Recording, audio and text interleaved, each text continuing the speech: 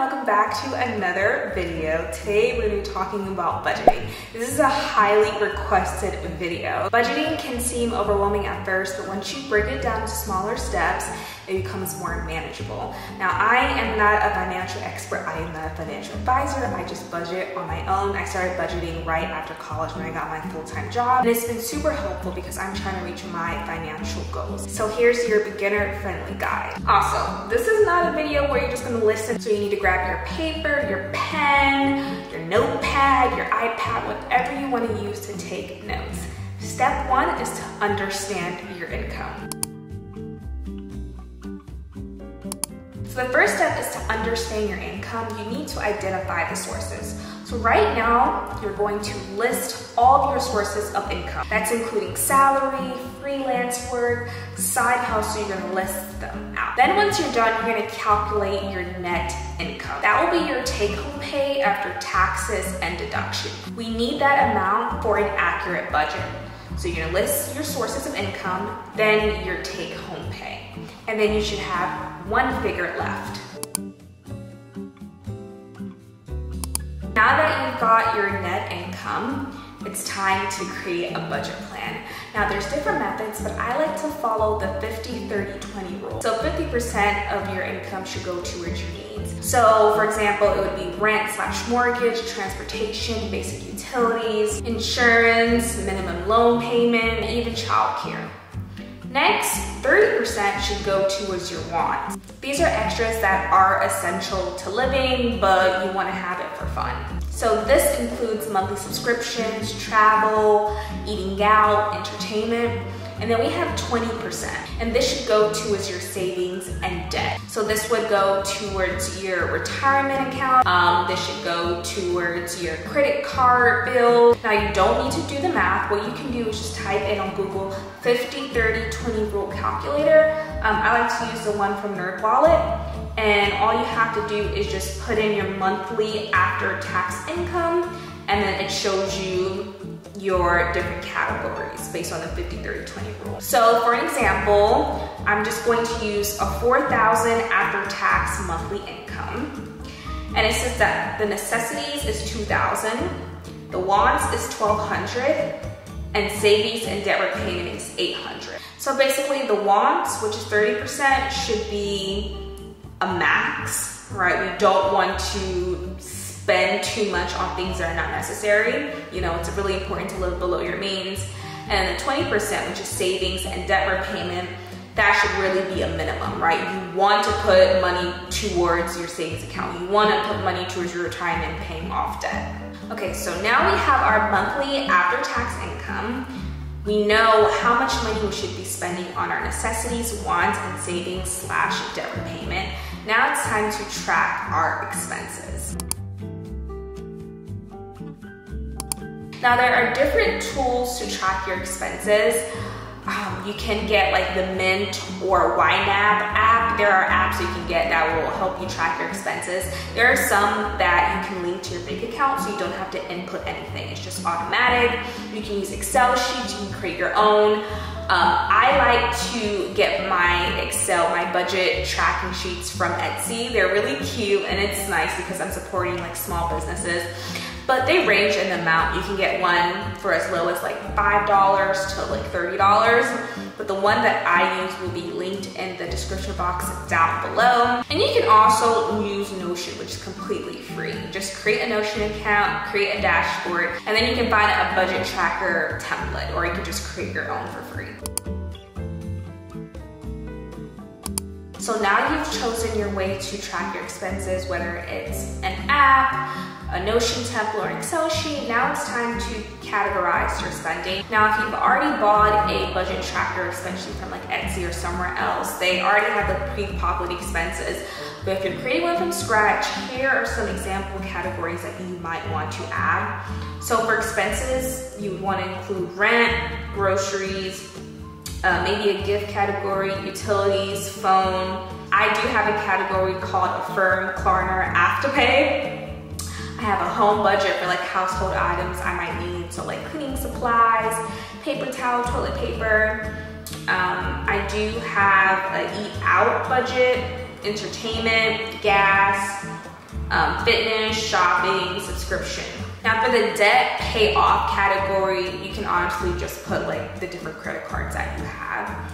And then for savings, I have 4 categories. One is a house fund, emergency fund, travel, and taxes. So now you have a way to track your expenses, and now it's time to actually track it. Now it's really important to monitor and to adjust your expense sheet. I like to look at my budget sheet a few times each month, and I actually like to fill out my expense sheet and actually track my budget by the end of each week. So during the week, I'll spend my money, use my credit card, and then by Sunday, I make sure that I add all of my expenses and see if I'm on track. Now, if you do find you're consistently overspending one category, then go ahead and adjust your budget just to make sure it's realistic, or you might just want to cut back on certain categories. So I get paid twice a month. Let's just say, for example, each paycheck I get $3,000, right? And it's start of a new month, I fill out my budget sheet, and I see that I plan to spend, let's just say, $2,000, right? I take the $2,000 from the first paycheck towards my expenses. That means from the first paycheck, I have $1,000. So I'm saving $1,000 from the first paycheck, and then the $3,000 from the second paycheck. So that means I'm saving $4,000. Or if I have to pay off something, then I'm using that portion to pay off. So that's what I like to do with my paychecks. Okay, now I want you to jot down your financial goals. If you haven't thought about it, you have a savings account. What are you saving towards? Are you saving towards a house, a new car? Are you saving towards a vacation? Right? I want you to write down your short-term and your long-term financial goals. All right? This will give you an idea of how much you should be saving. If your goal is to get a car, right, and you want to save for a down payment, like $10,000, right? How much do you need to save each month to get to that $10,000? Maybe realistically it's $1,000 each month. You'll be able to reach that goal in 10 months, right? So write down your financial goals. That will help you determine how much to save per month. Now you have a minimum already. You have the 20% that we've already talked about from the 50-30-20% rule. But then you want to divide it into your separate categories based on your financial goals. Something else I want you to consider if you don't already have one or you're not growing yet is building an emergency fund. Accidents do happen, things happen, and it's good to have some sort of safety net in case if it happens. So recently my husband needed to buy a car part. He had to replace it, and it was like almost $800, crazy.